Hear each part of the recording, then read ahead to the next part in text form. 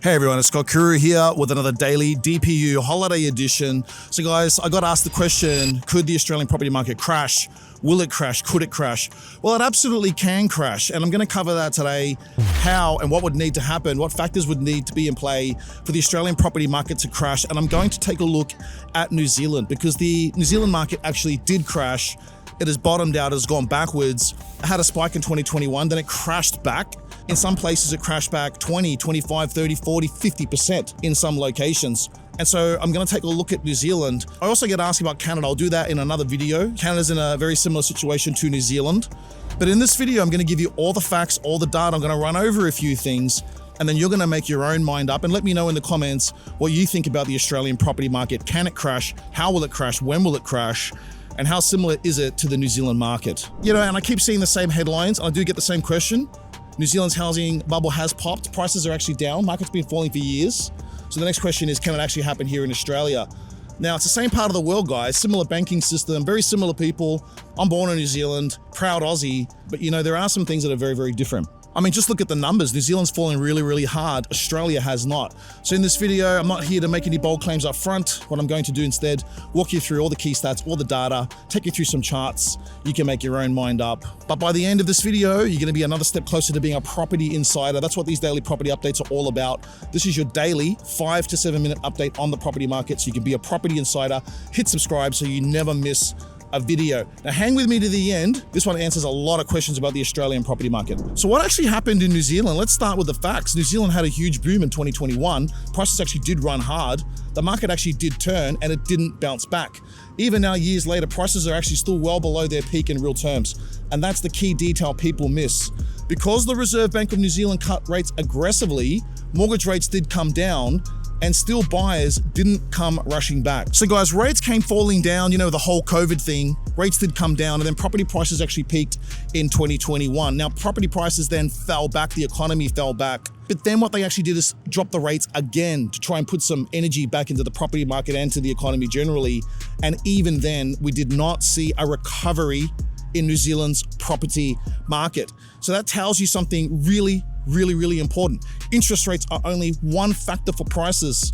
What's more important is supply and demand. So let's just take a look at how demand in New Zealand has absolutely collapsed. And as I go through it, think about the differences here with Australia. First of all, let's look at the population growth and how it slowed right down in New Zealand. In the year to mid-2025, New Zealand's population barely grew. Net migration contributed only a small share of that really meager small growth.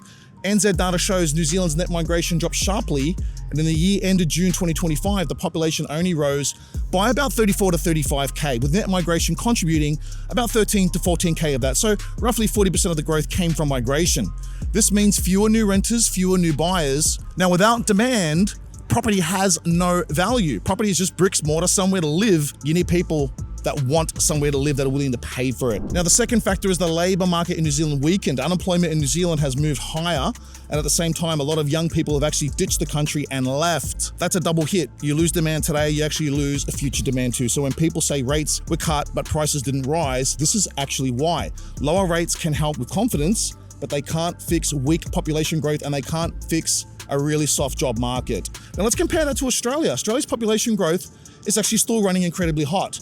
ABS data to the year ended 30 June 2025 shows that Australia's population rose by about 420,000. 300k was net overseas migration. That means roughly 73% was from net overseas migration. That is completely different demand engine and profile from New Zealand. Think about what that means in the real world. Every single one of those people needs somewhere to live now, today, somewhere to rent, right now.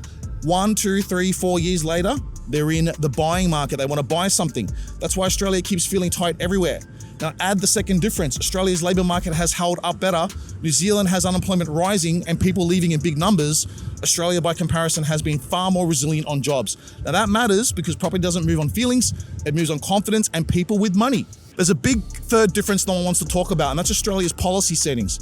They keep pulling demand forward. Australia's market isn't just relying on organic demand. We manufacture demand with schemes. This is mainly from the federal government, also the state government. I've done a lot of videos on these. I'll put them in the link. You can check those out. So even when affordability is actually cooked, we keep finding ways to bring more buyers into the same unaffordable market with a shortage of supply. New Zealand's demand cooled, supply was built, and prices corrected. Australia's demand stays strong, supply stays tight, and prices stay supported. So is New Zealand a warning for Australia? Yeah, it is, but not in the way people think. The warning isn't Australia will crash next. The real warning is this: property prices fall when demand collapses. For Australia to follow New Zealand, 3 things would need to happen at the same time. Firstly, population growth would need to crash.